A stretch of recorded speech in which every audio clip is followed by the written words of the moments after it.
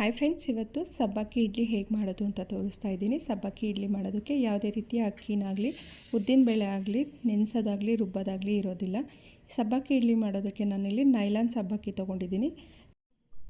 ನಾನಿಲ್ಲಿ 1/4 ಕಪ್ಪಷ್ಟು ಸಬ್ಬಕ್ಕಿನ ಬಳಸ್ತಾ ಇದ್ದೀನಿ. ಇಲ್ಲಿ ನೋಡಿ, ಅದು ನೋಡೋದಕ್ಕೆ ಸಕ್ಕರೆ ಥರ ಕಾಣಿಸುತ್ತೆ, ದಪ್ಪ ಹಳ್ಳಿನ ಸಕ್ಕರೆ ಥರ ಕಾಣಿಸುತ್ತೆ. ಆ ಸಬ್ಬಕ್ಕಿ ಅದನ್ನು 1/4 ಕಪ್ಪಷ್ಟು ತೊಗೊಂಡಿದ್ದೀನಿ. ಅದೇ ಕ್ವಾಂಟಿಟಿಯಲ್ಲಿ ಇಡ್ಲಿ ರವೆ ತೊಗೊಂಡಿದ್ದೀನಿ. ಇಡ್ಲಿ ರವೆ ಹಾಕಿದ್ರೆ ಇಡ್ಲಿ ಸಾಫ್ಟಾಗಿ ಚೆನ್ನಾಗಿ ಬರುತ್ತೆ. ಅದೇ ಸಣ್ಣ ರವೆ ಹಾಕ್ಕೊಂಡು ಮಾಡ್ಬೋದು. ಸಣ್ಣ ರವೆ ಹಾಕ್ಕೊಂಡಾಗ ಸ್ವಲ್ಪ ಮೆತ್ತಗಾದಂಗೆ ಅನಿಸುತ್ತೆ. ಅದಕ್ಕೆ ಇಡ್ಲಿ ರವೆ ತೊಗೊಂಡಿದ್ದೀನಿ. ನಾವು ಎಷ್ಟು ಕ್ವಾಂಟಿಟಿಯಲ್ಲಿ ಸಬ್ಬಕ್ಕಿ ತೊಗೋತೀವೋ ಅಷ್ಟೇ ಕ್ವಾಂಟಿಟಿಯಲ್ಲಿ ಇಡ್ಲಿ ರವೆನೂ ತೊಗೋಬೇಕು. ಎರಡನ್ನೂ ಹಾಕ್ಕೊಂಡು ಚೆನ್ನಾಗಿ ಒಂದು ಸಲ ಮಿಕ್ಸ್ ಮಾಡ್ಕೊಳ್ಳಿ. ಮಿಕ್ಸ್ ಮಾಡ್ಕೊಂಡಾದಮೇಲೆ ನೀರು ಹಾಕಿ ಚೆನ್ನಾಗಿ ತೊಳ್ಕೊಬೇಕು. ಒಂದು ಸಲ ಚೆನ್ನಾಗಿ ತೊಳೆದು ನೀರೆಲ್ಲ ತೆಗೆದು ಆಮೇಲೆ ಮತ್ತೆ ನೆನೆಸ್ಬೇಕು. ಇವಾಗ ನೀರು ಹಾಕ್ಕೋತಾ ಇದ್ದೀನಿ. ನೀರು ಹಾಕ್ಕೊಂಡಾದ್ಮೇಲೆ ಒಂದು ಸಲ ಹೀಗೆ ಮಾಡಿ ತೊಳ್ಕೊಬೇಕು ಚೆನ್ನಾಗಿ.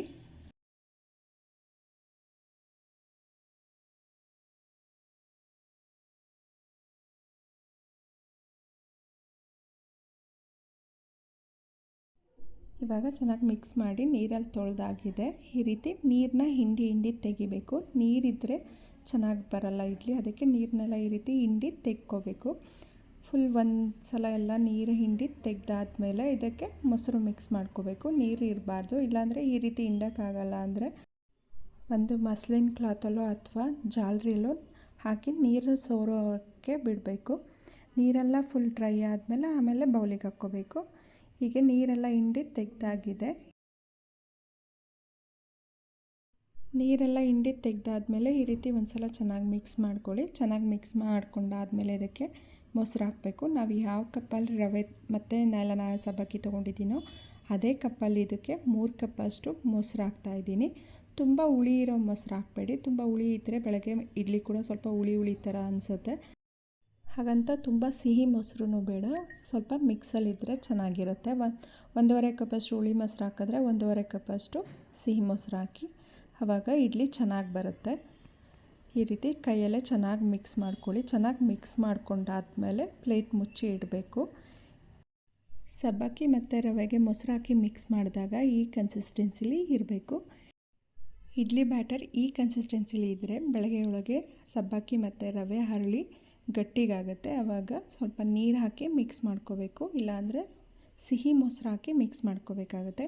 ಇವಾಗ ಮಿಕ್ಸ್ ಮಾಡಾಗಿದೆ. ಒಂದು ಪ್ಲೇಟ್ ಮುಚ್ಚಿಟ್ಟಿದ್ದೀನಿ. ಇವಾಗ ಬೆಳಗ್ಗೆ ಹಾಕೋದ್ರೊಳಗೆ ಸ್ವಲ್ಪ ಗಟ್ಟಿಯಾಗಿದೆ. ಈ ರೀತಿ ನೋಡಿ, ಫುಲ್ ಗಟ್ಟಿನೇ ಆಗೋಗಿದೆ. ರವೆ ಎಲ್ಲ ಹಾಕಿರೋದ್ರಿಂದ ಈ ರೀತಿ ಗಟ್ಟಿಯಾಗಿದೆ. ಇವಾಗ ಇದಕ್ಕೆ ನಾನು ಸ್ವಲ್ಪ ನೀರು ಹಾಕಿ ಮಿಕ್ಸ್ ಮಾಡಿಕೊಂಡು ಇಡ್ಲಿ ಬ್ಯಾಟರ್ನ ರೆಡಿ ಮಾಡ್ಕೋತೀನಿ. ಯಾಕಂದರೆ ನೆನ್ನೆನೇ 3 ಕಪ್ಪಷ್ಟು ಮೊಸರು ಹಾಕಿದ್ದೀನಿ.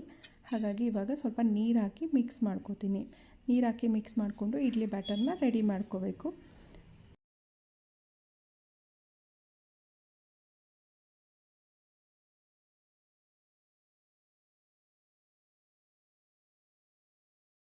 ಸ್ವಲ್ಪ ನೀರು ಹಾಕಿ ಮಿಕ್ಸ್ ಮಾಡ್ಕೊಂಡಾದಮೇಲೆ ಇದಕ್ಕೆ ಉಪ್ಪು ಹಾಕ್ತಾಯಿದ್ದೀನಿ. ನಾನು ಇಷ್ಟು ಬ್ಯಾಟರ್ಗೆ 2 ಸ್ಪೂನಷ್ಟು ಉಪ್ಪು ಹಾಕ್ತಾಯಿದ್ದೀನಿ. ತುಂಬ ದೊಡ್ಡ ಸ್ಪೂನಲ್ಲ, ಮೀಡಿಯಮ್ ಸ್ಪೂನಲ್ಲಿ 2 ಸ್ಪೂನ್ ಹಾಕ್ತಾಯಿದ್ದೀನಿ. ನೀವು ಉಪ್ಪನ್ನ ನೋಡಿ ಹಾಕ್ಕೊಳ್ಳಿ. ಉಪ್ಪೆಲ್ಲ ಹಾಕ್ಕೊಂಡಾದ್ಮೇಲೆ ಈ ರೀತಿ ಚೆನ್ನಾಗಿ ಮಿಕ್ಸ್ ಮಾಡ್ಕೊಳ್ಳಿ. ಇನ್ನು ಸ್ವಲ್ಪ ಗಟ್ಟಿ ಅನಿಸಿದ್ರೆ ಇನ್ನು ಸ್ವಲ್ಪ ನೀರು ಹಾಕ್ಕೊಂಡು ಮಿಕ್ಸ್ ಮಾಡ್ಕೋಬೇಕು. ಇವಾಗ ಚೆನ್ನಾಗಿ ಒಂದು ಸಲ ಮಿಕ್ಸ್ ಮಾಡ್ಕೊಳ್ಳಿ. ಯಾವುದೇ ರೀತಿ ಸೋಡಾ ಬೆರೆಸೋ ಅವಶ್ಯಕತೆ ಇರಲ್ಲ. ಇದೇ ಕನ್ಸಿಸ್ಟೆನ್ಸಿಲಿ ಇಷ್ಟೇ ಹಾಕಿದ್ರೆ ಸಾಕು.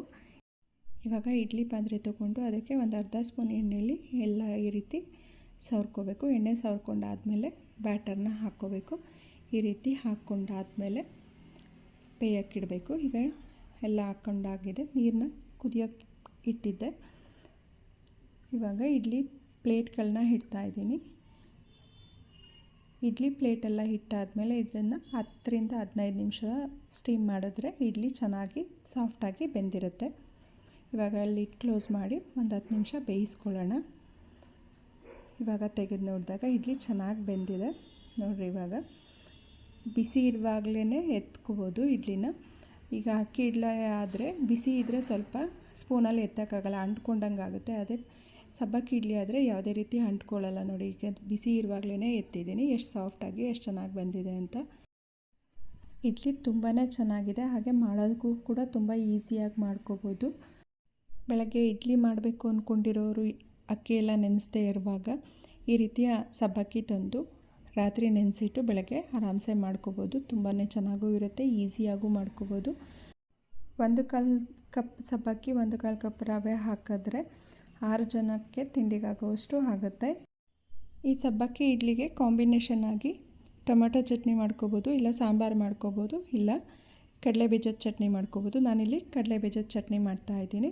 ಇದಕ್ಕೆ ಕಾಂಬಿನೇಷನ್ ತುಂಬಾ ಚೆನ್ನಾಗಿರುತ್ತೆ. ಕಡಲೆಬೀಜದ ಚಟ್ನಿ ತುಂಬ ಈಸಿಯಾಗಿ ಕೂಡ ಇರುತ್ತೆ, ಟೇಸ್ಟು ಕೂಡ ತುಂಬ ಚೆನ್ನಾಗಿದೆ. ಇಡ್ಲಿ ಎಷ್ಟು ಸಾಫ್ಟಾಗಿದೆ ನೋಡಿರಿ, ಹೀಗೆ ಒಂದೇ ಕೈಯಲ್ಲಿ ಮುರಿದ್ರೆ ಚೆನ್ನಾಗಿ ಬರುತ್ತೆ, ಅಷ್ಟು ಸಾಫ್ಟಾಗಿದೆ. ಇವಾಗ ಕಡಲೆಬೀಜದ ಚಟ್ನಿ ಹೇಗೆ ಮಾಡೋದು ಅಂತ ತೋರಿಸ್ತಾ ಇದ್ದೀನಿ. ಕಡಲೆ ಚಟ್ನಿ ಮಾಡೋದಕ್ಕೆ ನಾನಿಲ್ಲಿ ಒಂದು ಪ್ಯಾನಿಗೆ 1 ಕಪ್ಪಷ್ಟು ಕಡಲೆಬೀಜ ತೊಗೊಂಡಿದ್ದೀನಿ. ಕಡಲೆಬೀಜನ ಲೋ ಫ್ಲೇಮಲ್ಲಿಟ್ಟು ನಿಧಾನಕ್ಕೆ ಹುರ್ಕೋಬೇಕು. ಚೆನ್ನಾಗಿ ಹುರ್ಕೊಂಡಾದಮೇಲೆ ಇದನ್ನು ಒಂದು ಪಾತ್ರೆಗೆ ಹಾಕ್ಕೋಬೇಕು. ಈ ರೀತಿ ನಿಧಾನಕ್ಕೆ ಚೆನ್ನಾಗಿ ಹುರ್ಕೊಳ್ಳಿ, ಇಲ್ಲ ಅಂದರೆ ಹೈ ಫ್ಲೇಮಲ್ಲಿಟ್ಟರೆ ಕಡಲೆಬೀಜ ಎಲ್ಲ ಸೀದಂಗೆ ಆಗಿಬಿಡುತ್ತೆ. ಅದಕ್ಕೆ ಲೋ ಫ್ಲೇಮಲ್ಲಿಟ್ಟು ಈ ರೀತಿ ನಿಧಾನಕ್ಕೆ ಚೆನ್ನಾಗಿ ಹುರ್ಕೊಳ್ಳಿ. ಇವಾಗ ಕಡಲೆಬೀಜ ಆಗಿದೆ, ಇದನ್ನು ಒಂದು ಪಾತ್ರೆಗೆ ಇಟ್ಕೊಂಡು ಅದೇ ಪ್ಯಾನಿಗೆ ಅರ್ಧ ಕಪ್ಪಷ್ಟು ಕಡಲೆ ಹಾಕ್ತಾಯಿದ್ದೀನಿ.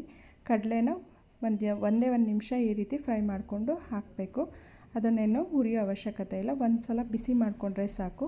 ಬಿಸಿ ಮಾಡಿಕೊಂಡು ಅದನ್ನು ಒಂದು ಪಾತ್ರೆಗೆ ಹಾಕ್ಕೋಬೇಕು. ಈಗ ಅದೇ ಪ್ಯಾನಿಗೆ 6ರಿಂದ 7 ಕೆಂಪು ಮೆಣಸಿನ್ಕಾಯಿ ಹಾಕ್ಕೊಂಡು ಒಂದು ಅರ್ಧ ಸ್ಪೂನಷ್ಟು ಎಣ್ಣೆ ಹಾಕ್ಕೊಂಡು ಹುರ್ಕೋತಾ ಇದ್ದೀನಿ. ಮೆಣಸಿನ್ಕಾಯಿನ ಚೆನ್ನಾಗಿ ಹುರ್ಕೊಂಡಾದಮೇಲೆ ಒಂದು ಪ್ಲೇಟಿಗೆ ಹಾಕ್ಕೊಳ್ಳಿ. ಅದೇ ಪ್ಲೇಟಿಗೆ ನಾನು 1 ಬೌಲಷ್ಟು ತೆಂಗಿನಕಾಯಿ ತೊಗೊಂಡಿದ್ದೀನಿ. ಹಾಗೆ 6ರಿಂದ 7 ಎಸಳು ಬೆಳ್ಳುಳ್ಳಿ, ಸ್ವಲ್ಪ ಕರ್ಬೇವಿನ ಸೊಪ್ಪು ತೊಗೊಂಡಿದ್ದೀನಿ. ಹಾಗೆ 1 ಸ್ಪೂನಷ್ಟು ಜೀರಿಗೆ ತೊಗೊಂಡಿದ್ದೀನಿ. ಒಂದು ಸಣ್ಣ ನಿಂಬೆಹಣ್ಣು ಗಾತ್ರದಷ್ಟು ಹುಣಸೆ ಹಣ್ಣು ತೊಗೊಂಡಿದ್ದೀನಿ. ಹುಣಸೆಹಣ್ಣು ಇದೆಲ್ಲ ಹಾಕ್ಕೊಂಡು ಚೆನ್ನಾಗಿ ರುಬ್ಕೋಬೇಕು. ಚಟ್ನಿ ರುಬ್ಕೊಂಡಾದಮೇಲೆ ಈ ಚಟ್ನಿಗೆ ಒಂದೊಳ್ಳೆ ಒಗ್ಗರಣೆ ಕೊಡಬೇಕು. ಅದಕ್ಕೆ ಒಂದು ಪ್ಯಾನಿಗೆ 2ರಿಂದ 3 ಸ್ಪೂನ್ ಎಣ್ಣೆ ಹಾಕಿ ಸ್ವಲ್ಪ ಜೀರಿಗೆ, ಸ್ವಲ್ಪ ಸಾಸಿವೆ, ಹಾಗೆಯೇ 1-2 ಸ್ಪೂನಷ್ಟು ಉದ್ದಿನಕಾಳು ಹಾಕಿ ಫ್ರೈ ಮಾಡ್ಕೋಬೇಕು. ಉದ್ದಿನಬೇಳೆ ಸ್ವಲ್ಪ ಫ್ರೈ ಆಗ್ತಿದ್ದಂಗೆ ಇದಕ್ಕೆ ಕೆಂಪು ಮೆಣಸಿನ್ಕಾಯಿ ಹಾಗೆ ಸ್ವಲ್ಪ ಕರ್ಬೇವಿನ ಸೊಪ್ಪು ಹಾಕಿ ಫ್ರೈ ಮಾಡಿಕೊಂಡು ಚಟ್ನಿಗೆ ಮಿಕ್ಸ್ ಮಾಡಿದ್ರೆ ಕಡಲೆ ಬೀಜದ ಚಟ್ನಿ ರೆಡಿ. ಇಡ್ಲಿಗೆ ತುಂಬ ಒಳ್ಳೆ ಕಾಂಬಿನೇಷನ್ನು, ಟೇಸ್ಟ್ ಕೂಡ ತುಂಬ ಚೆನ್ನಾಗಿರುತ್ತೆ, ಬೇಗ ಕೂಡ ಮಾಡ್ಕೋಬೋದು. ಒಂದು ಸಲ ಟ್ರೈ ಮಾಡಿ ನೋಡಿ, ತುಂಬ ಇಷ್ಟಪಟ್ಟು ಮಾಡ್ಕೋತೀರಾ. ಯಾರೆಲ್ಲ ಸಬ್ಸ್ಕ್ರೈಬ್ ಆಗದೆ ವೀಡಿಯೋಸ್ ನೋಡ್ತಿದ್ದೀರಾ ಪ್ಲೀಸ್ ಸಬ್ಸ್ಕ್ರೈಬ್ ಆಗಿ, ಹಾಗೆ ನನ್ನ ಚಾನಲ್ನ ಸಪೋರ್ಟ್ ಮಾಡಿ.